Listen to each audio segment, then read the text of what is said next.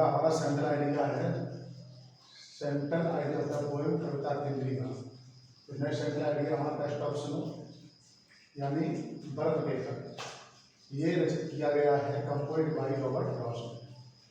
तो central idea पढ़ेंगे सबसे पहले।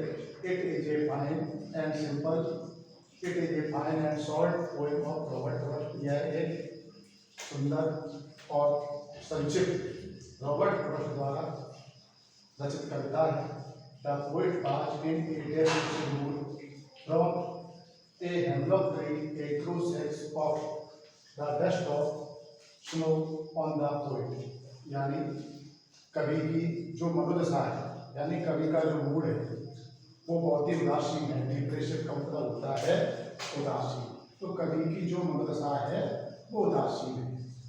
क्या होता है कि फ्रॉम ए हेमलॉक ट्री, जो धतूरे का वृक्ष है, तो धतूरे के वृक्ष पर बैठा हुआ कौवा कवि के ऊपर बर्फ के कण गिरा देता है।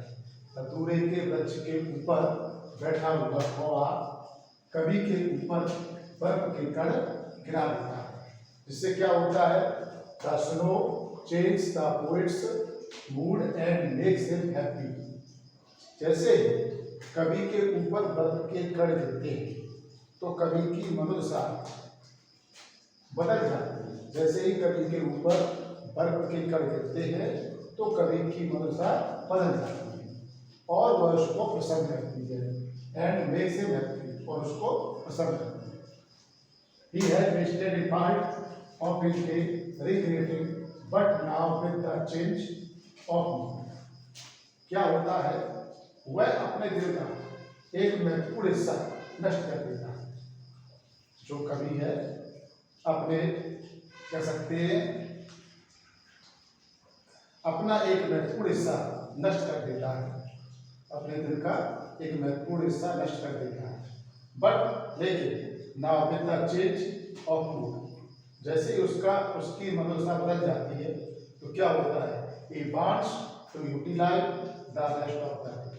यानी कहने का मतलब क्या है कि बाकी के दिन कवि खुश था।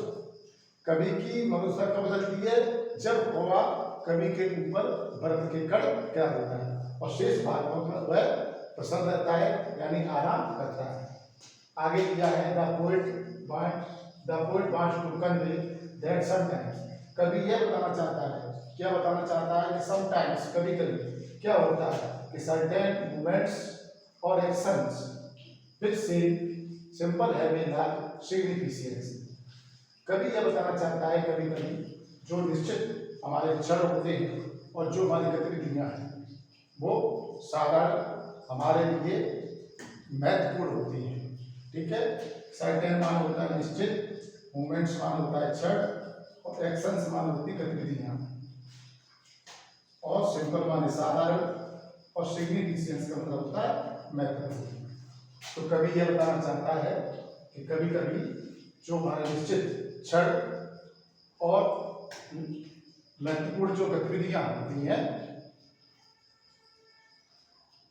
जो निश्चित क्षण और जो हमारी गतिविधियाँ हैं वो कभी कभी क्या होती है, साधारण रूप से हमारे लिए बहुत बड़ी महत्वपूर्ण होती है। तो ये डस्ट ऑफ स्नो, बर्फ के कण, इस कविता का सेंट्रल आइडिया है, यानी केंद्रीय भाग है। कहने का मतलब क्या है कि बाकी के दिन कभी खुश था, लेकिन जब कौवा उसके ऊपर, कवि के ऊपर बर्फ के कण गिराता है तो कवि की मनोदशा बदल जाती है और बाकी के दिन कवि खुश रहता है, आराम करता है। ये इसका सेंट्रल आइडिया। अगर वीडियो अच्छा लगे तो इसको लाइक एंड सब्सक्राइब जरूर करें।